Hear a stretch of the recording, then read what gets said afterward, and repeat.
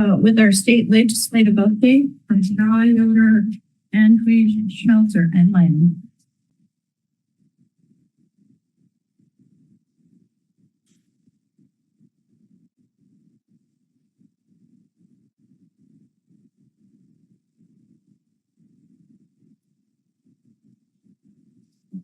Madam Chair, I did want to just acknowledge, I think the gentleman who was sitting to my right, one of the other longevity recipients, and may have been. Oh, okay.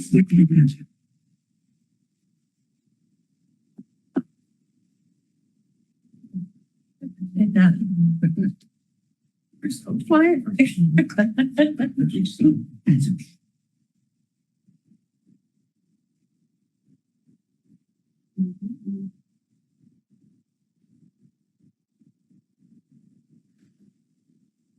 Thank you. Thank you.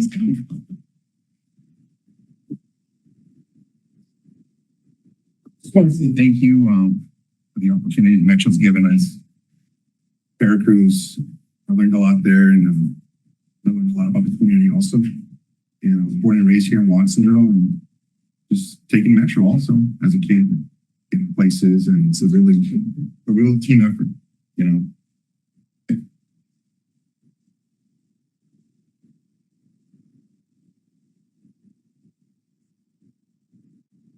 Good morning. Folks, we're here on behalf of Schauer, Antwi, Schmelzer, and Lang. As we get underway, I want to first remind you who I am, hand things over also to my colleague, and to just advance the slides here. Of course, I'm Michael Pimentel, been with Schauer, Antwi, representing you all for the past decade. But I'm joined today by my colleague, Brendan Rapicki. He's joined our firm at the start of the year and is now assisting you all in Sacramento in carrying Metro's interests forward in the state capitol. He'll be giving some remarks in a moment as we move through today's presentation. And so I want to start off and offer some observations that are big picture relative to the 2025-2026 legislative session. And so we are beginning the first year of the two-year legislative session that began on January 6th when the legislature returned to Sacramento and members began the work of this two-year session. We had a bill introduction deadline that was on February 21st, whereby we saw thousands of bills introduced in the State House. We'll be touching on some of them here today. And what I wanted to note for you is that we are now very actively in a process of legislative policy committee hearings. In fact, every day this week, there have been policy committee hearings where the legislature has been evaluating legislation in an attempt to move bills to their next committees, whether policy or fiscal, with the requirement that bills with a fiscal impact to the state move to those appropriations committees by no later than May 2nd. And so what we are heading toward will be a series of impending deadlines, and then ultimately the end of the legislative year on September 12th. As is always the case, once that session concludes, the governor will have 30 days to act on all legislation that reaches his desk in the final days of session, and we'll have then a bill signing period that will close on October 12th. Now, with the start of the two-year session, we do see that legislative leadership makes appointments to the committees that will be overseeing the work of the legislature. This year, for this two-year session, we will have the continuation of leadership by two leaders, Senator Mike McGuire, serving as President Pro Tem of the State Senate, and Assembly Member Robert Rivas, serving as the Speaker of the State Assembly. Of course, Mr. Rivas is a representative for this broader service territory, a member of your Metro delegation. What I wanted to call out here is that relative to appointments for those committees that matter most to Santa Cruz Metro, there is largely a rollover in committee chairships. But there are two that are substantive that have seen some change. The two are those flagged with the asterisk: Senate Budget Subcommittee number 2, Senate Budget Subcommittee number 5. Senate Sub 2 oversees the state's climate investments things like cap and trade. Senate Sub 5 oversees the state's transportation investments, so you can consider any general fund appropriation impacting transportation, any broader conversation related to transportation at times can include policy.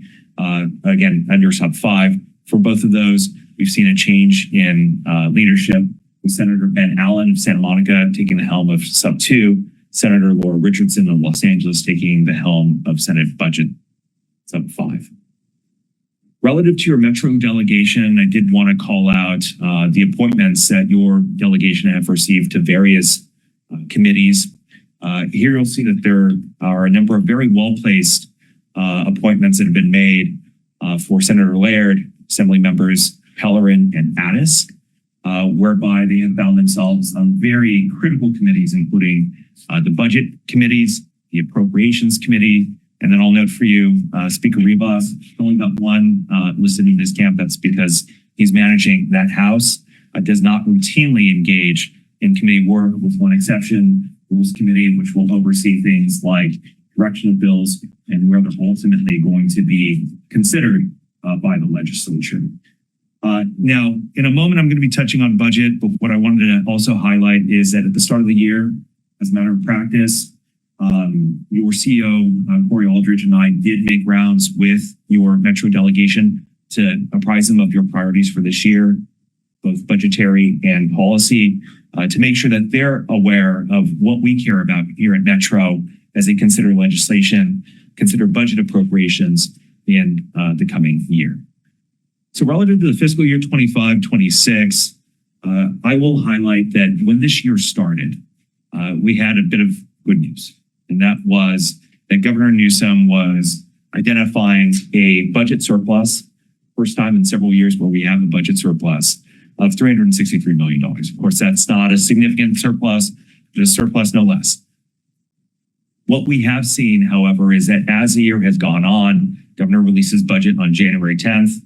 We've seen a number of major developments take place that may challenge the state's revenues, may challenge the state's need to expend resources. Two dominant things: the LA fires, impacts that is having on a base of the state's tax revenue, and then also the introduction of the Trump administration, the challenges we've seen to various federal programs across all sectors, and the potential need for the state to step up and provide backfill for maybe lost federal resources. All that coloring the budget landscape in Sacramento, all of which will be in evidence when the governor releases his May revise, that is his mid-year budget update on May 14th. That will reset our understanding of what the budget picture looks like. But what I'll say to you today is that the conversations we've been having in Sacramento, the budget picture is going to be far worse than what was presented in January. There was a very high chance that that surplus is now a deficit. A deficit may be in the tens of billions of dollars. And so that is going to require, of course, conversation around expenditures. Where might discretionary expenditures be pulled back? Because the avenues for new revenues. And so we'll know more come mid-May. We'll be keeping CEO Aldridge apprised of these developments. And then what we are going to be heading toward will be the adoption of the budget by the legislature no later than June 15th. Our goal is to have a budget bill in place by the start of the fiscal year, that'd be July 1st. What I would highlight in this same breath, though, is we have seen this routinely in the legislature. They will pass a budget, and they will have to pass what we'll often refer to as a budget bill junior to make final adjustments to that budget that was adopted based on what will be changes in revenue and expenditure as the year goes on.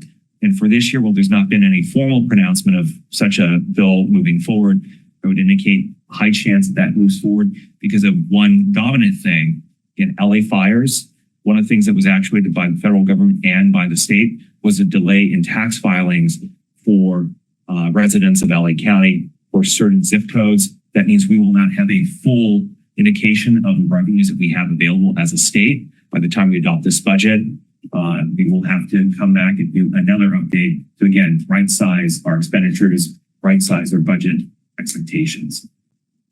Now, within that context, I did want to highlight for you that as we spoke about in the previous 2 years when I've been before you, we have had some success with the state in securing one-time expenditures for public transit. In 2023, through the work of the California Transit Association, partnership with Metro, we secured ultimately what was a $5.1 billion package for public transportation. Monies that are available to agencies for capital or for operations, monies that were intended to address in part the fiscal challenges that agencies were having coming out of the pandemic, trying to provide some additional relief once the federal resources that were provided through 3 rounds of federal relief subsided. That money moves out over multiple fiscal years. We had the first monies move out in fiscal year 2023. It is a 5-year appropriation timeline. And so we are now entering what is our 3rd year appropriation. Here, there is a commitment from the governor in his January budget to move that 3rd year forward. That 3rd year is comprised of what is a $1 billion investment in TIRCP. There is no indication at this point from the administration or from the legislature that there will be any backtracking on that. But of course, this is something that we're going to continue to monitor as the budget landscape continues to be challenged, as there may be a need to consider, again, cuts to discretionary expenditures, of which this is one. And so should this package continue to move forward on the timeline that is presented, what we would see is this region through the RTC receiving $35 million for investment in rail, transit, projects and services. What I would highlight for you is that if we're successful in getting that appropriation of the monies for the TIRCP this year, we'll have 2/3 of that money fully appropriated. Those out years, much smaller expenditures, much smaller than exposure to the revenues that would flow to the state. Again, against that context and the difficult budget landscape that is being faced, there is a reality that the monies that were secured in 2023 are still not enough to address all of the funding needs that exist for our transit agencies over the state. And there was a particular acute challenge in the San Francisco Bay Area, whereby SF BART, SF Muni, facing significant hundreds of millions of dollars in budget shortfall. And as a result, there's been a strong interest from members of the Bay Area delegation standing up and asking for some additional support. And so this effort, $2 billion being led by Senator Jesse Yadagin from the city of Berkeley, and co-signed and co-supported by Assemblymember Mark Gonzalez of Los Angeles, seeking $2 billion in additional support to go out to agencies statewide. We hope that we don't have confirmation through that SB 125 formula. That would mean that every region in the state benefits. The goal here is to make sure that there is enough money to address the Bay Area needs, while also recognizing that agencies across the state have needs that may look very different. For agencies like Metro, needs for operations. For other regions of the state, there may be a need to have additional capital money to do things like zero emission transition. Obviously, those things not necessarily mutually exclusive, but certainly areas of acute interest for regions differently.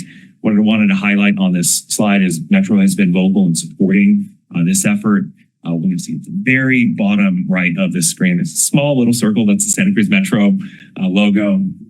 We have to do these NASCAR letters. It's hard to get everyone on board, but we do have Metro included there. And then at the bottom of your screen, at the start of this year, there was a Senate Budget Committee hearing that was beginning to evaluate, set the stage for this conversation.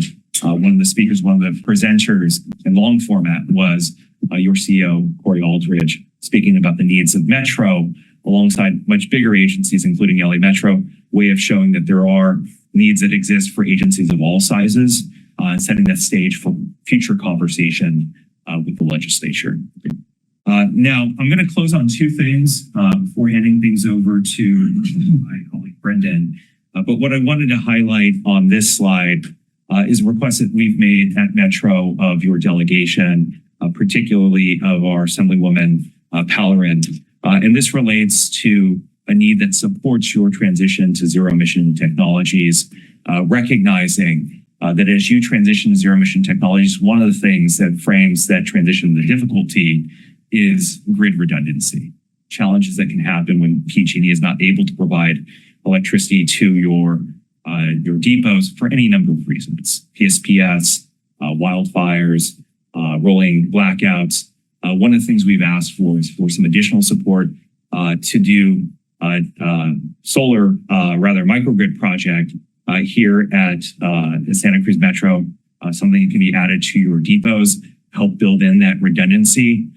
There are avenues for getting that money to Metro through this clean transportation program at the CEC.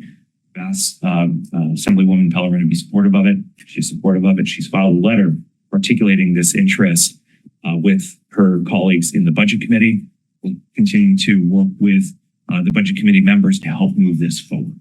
And so at this time, I'm going to hand things over to Brendan to take us forward on a few bills, and then we'll open up to any questions you might have. Oh, I'm sorry, it's premature. Final conversation here, cap and trade reauthorization. And folks, here, what I want to offer as context is today, public transit benefits from a 15% ongoing appropriation of all annual revenues collected by the state's cap and trade program. That program is set to expire in 2030. So there are conversations about reauthorizing that program beyond 2030. Those conversations are very new, being really jump-started last week with a public pronouncement from Governor Newsom and legislative leaders that they intend to work on this year. The effort to engage on this front to protect that transit money and to hopefully make some progress in securing some additional funds being led by the California Transit Association. I'll acknowledge my other role as executive director of the association, filed a letter to legislative leaders to Governor Newsom in December. We've been meeting with legislative staff to discuss these priorities, and we're building into a coalition effort to help bring those dollars home when this reauthorization process is complete. And so now really I will be handing things over to Brendan and to take things forward. Thank you.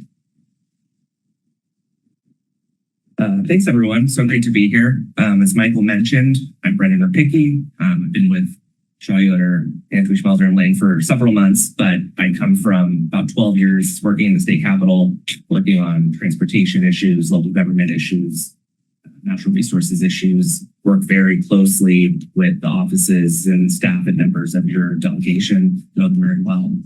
So just going to go over several bills that we've been working on tracking for Metro and other transit agencies.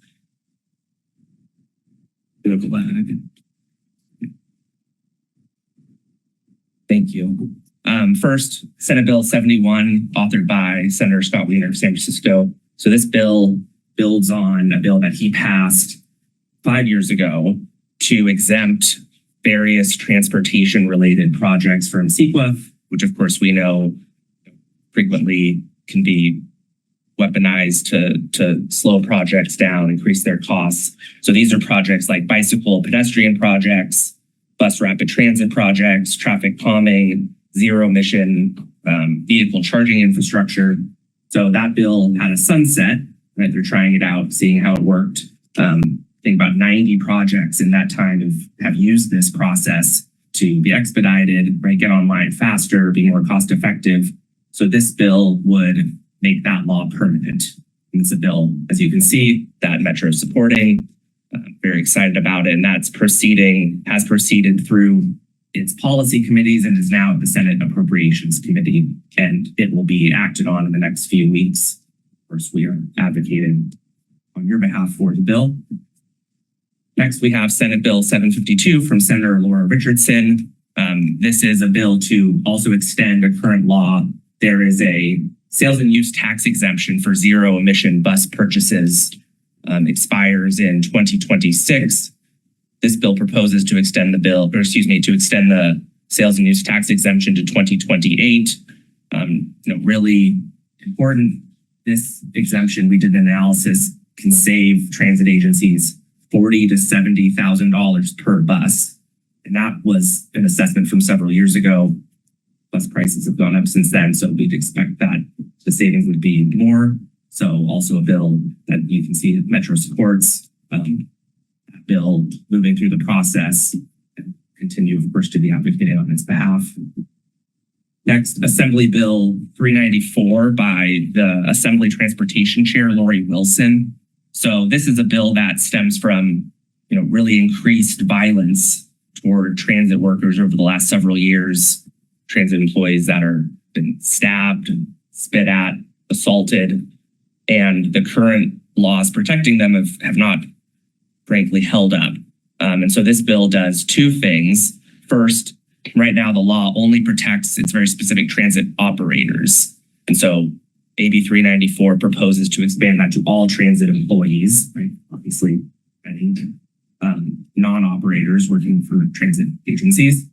And then secondly, the bill also would allow transit agencies to seek a temporary restraining order on an employee's behalf for someone who's a bad actor, has committed several or any sort of assault, to prohibit them from being able to access the transit system, to make sure that our employees are safe and protected.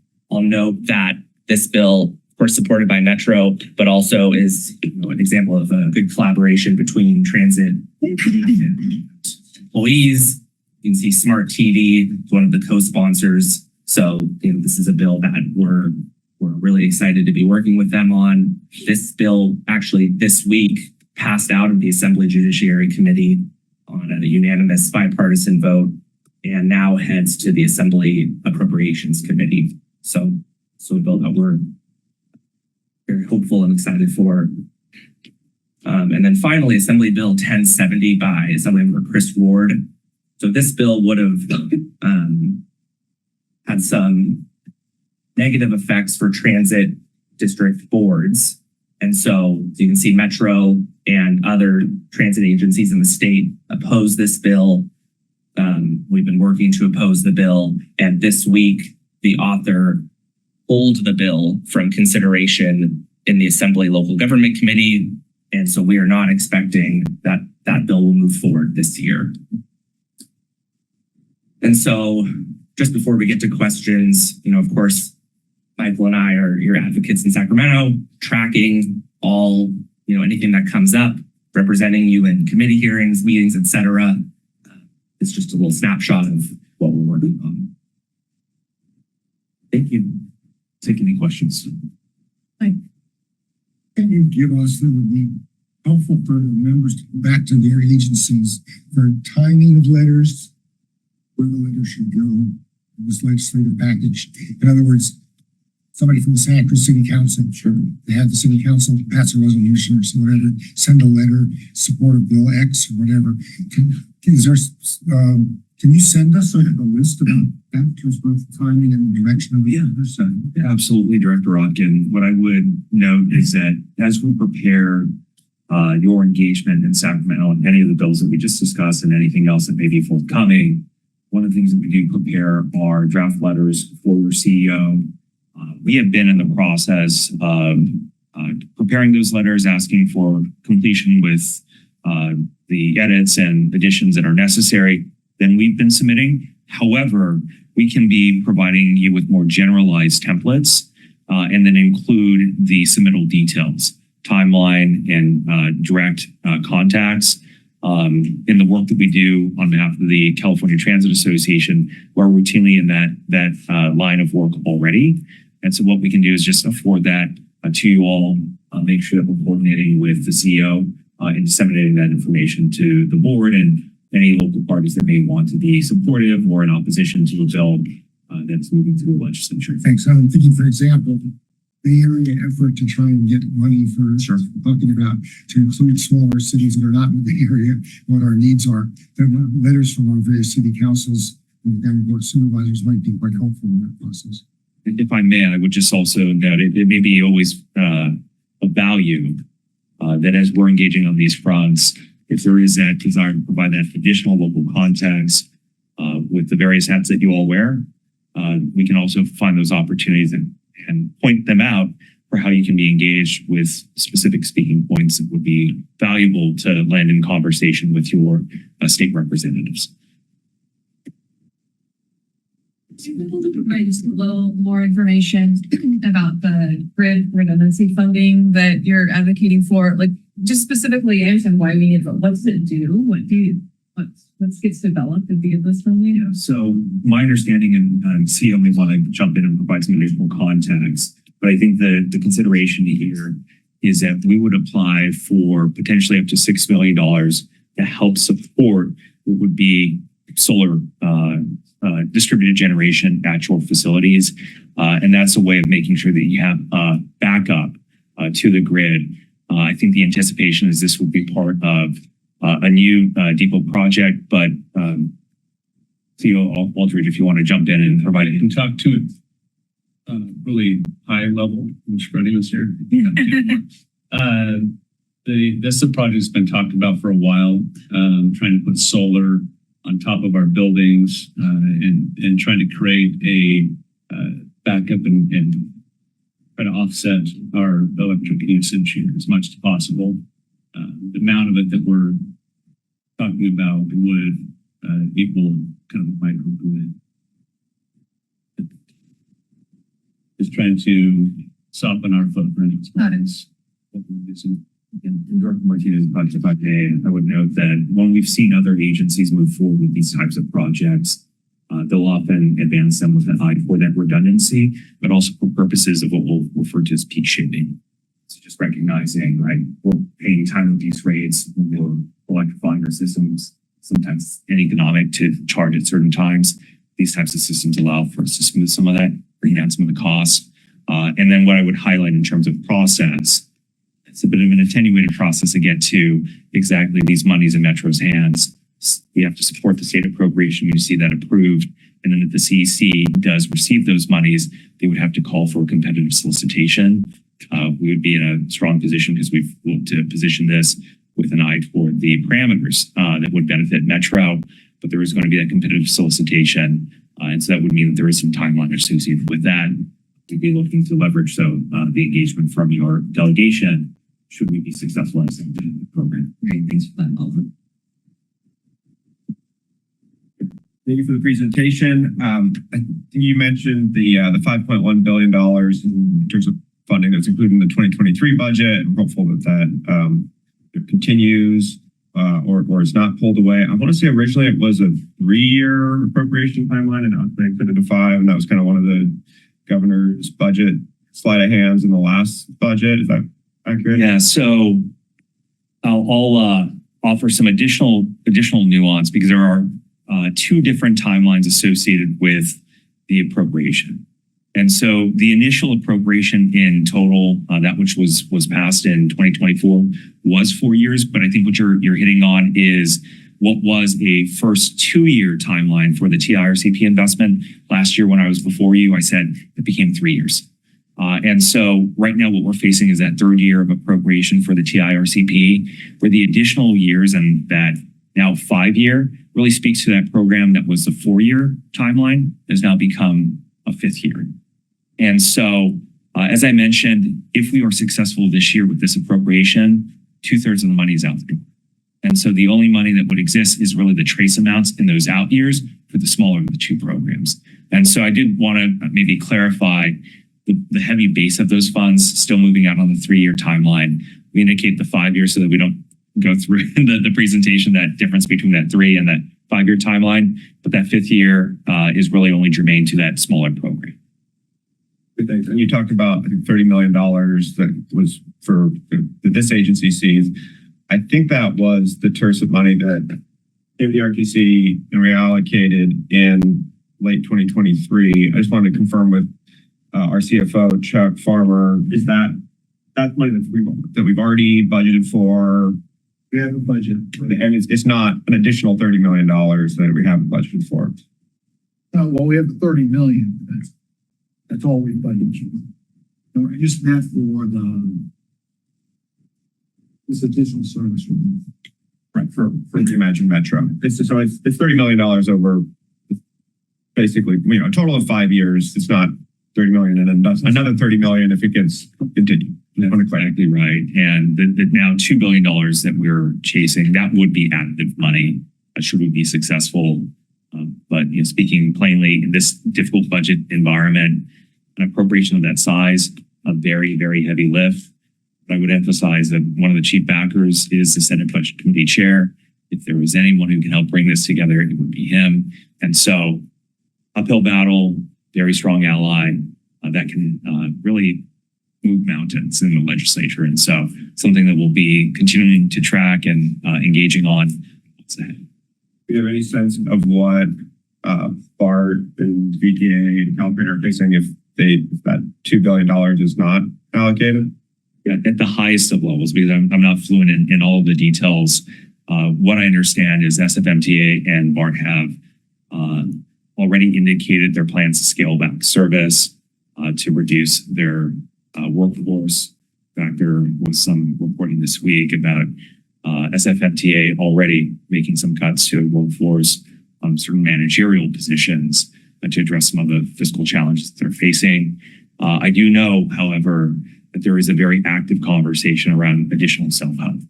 And so to speak with a bit more specificity, there is an ongoing conversation around a self-help measure that would be authorized through state statute this year. The $2 billion and what it could afford that region is intended to be the stopgap between now, the monies that we have, and when that measure passes and the monies begin to flow. In the event that the $2 billion does not come together, there may be some further conversation around what can be done in the nearer term.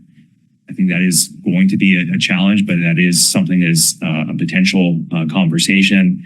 And I do know that at least one of the parties in San Francisco, SF Mayor Lurie, has indicated his interest in moving forward with a separate measure for the county only. That is not intended to be in place of a regional measure, but additive to, that could help provide some of that support. But right now, in the absence of new funds, cuts to both workforce and service are what's likely. It sounds like very similar to what this agency is looking at. They're looking at some kind of a sales tax in the 2026 or 2028 timeframe. That's exactly right. Questions from the board? Any comments from the public? Any online?